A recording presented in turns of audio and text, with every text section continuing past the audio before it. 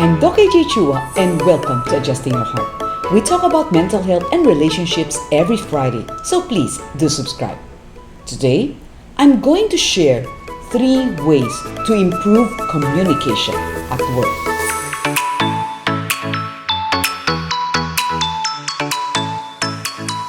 Good communication can increase a team's productivity by 25%.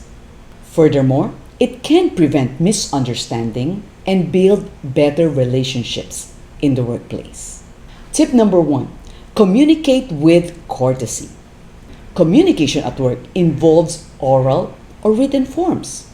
We talk to people at work, virtually, on the phone, or face to face. We sometimes text or email them. No matter what we use to communicate with them, we have to do so with respect, even towards those who fall beneath our ranks. According to Dr. Albert Mehrabian's 738-55 rule of personal communication, the words we say account for only 7% of the overall message. Tone of voice accounts for 38%, while body language accounts for 55%. Besides using the right words, it's important to smile and to speak in a modulated voice to convey respect. Respect personal space by keeping a comfortable distance. Avoid pointing fingers, which is often perceived as aggressiveness and threatening. For more tips regarding facial expressions and body language, check out our previous video, How to Develop Your SQ or Social Quotient. Say the magic word please when asking people to do something. Don't forget to say thank you afterwards. Add a word of praise if they did a good job. Be mindful of the cultural background of the person you're talking to.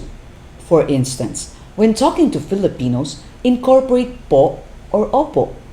You can say salamat po as a way of saying thank you. When talking to a Chinese, say 谢谢你. Bow when you're greeting a Japanese or Korean client. Address people using correct names and proper titles. Even if you're friends or relatives with the boss, think twice before using personal nicknames when addressing them in the office. This is to prevent jealousy, unwanted gossip, or being accused of nepotism. Be respectful in pointing out someone's mistakes. Do it privately. Don't shout at them or use abusive language. If you make a mistake, be humble enough to admit it. Look at this picture.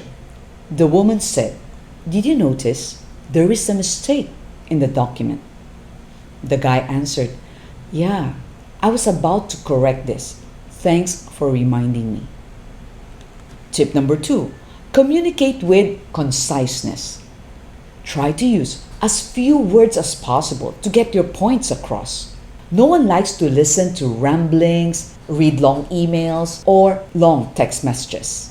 Keep your message short and simple. Check written communications for punctuation and grammar. Learning to communicate concisely will enable meetings to be productive and not dragging. If necessary, you may prepare a PowerPoint or Canva presentation. If you need to talk to a colleague, set a schedule in advance. As Asians, I'd suggest that you spend a few minutes asking how that person is. Then tell that person the reason for that meeting. Keep in mind that most women like to tell and hear stories. It's their way of connecting and building relationships. Most men just want to get straight to the point. Tip number 3, communicate with clarity. Make sure that the message is clear and easy to understand while communicating with colleagues and clients. This prevents misunderstandings and conflicts that can be costly in terms of time, money, and reputation. You can check out our previous video, What to Do After a Clash with a Colleague. Don't expect people to read your mind. So say what you mean and mean what you say. Avoid using jargon that others might not understand. Speak at a pace that's comfortable with everyone, not too fast or too slow. Choose the best communication channel. Some messages are best conveyed by email, others by a phone call, still others by a face-to-face meeting. Knowing which generation your receiver belongs to will help you. Baby boomers, those born between 1945 to 1960, prefer in-person and phone communication. The Gen X, or people born between 1961 to 1980, prefers email and text messages. The Gen Y, or millennials, people born between 1981 to 1995, prefers short messages using phone or social media. The Gen Z, people who were born after 1995, prefers video calls and face-to-face interaction. In communication, let's abide by the principle found in Proverbs 16:24, which says, "Gracious words are a honeycomb, sweet to the soul and healing to the bones." 3 ways to improve communication at work. Tip number 1, communicate with courtesy.